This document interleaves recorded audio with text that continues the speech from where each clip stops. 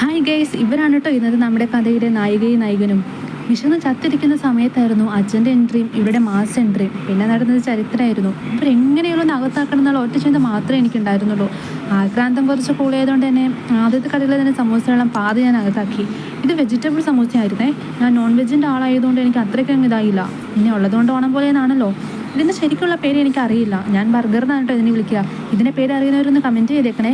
കൗതുകം കുറച്ച് കൂളായതിനാൽ വലിച്ചു പറിച്ചെടുക്കാൻ ഞാൻ നല്ലപോലെ നോക്കി പ്ലാസ്റ്റിക്. പക്ഷെ ഒട്ടും പറ്റുന്നുണ്ടായിരുന്നില്ല. പിന്നെ സാവധാനം പൊളിച്ചു. പയ്യെ തിന്നാൻ പനയം തിന്നാമെന്നാണല്ലോ.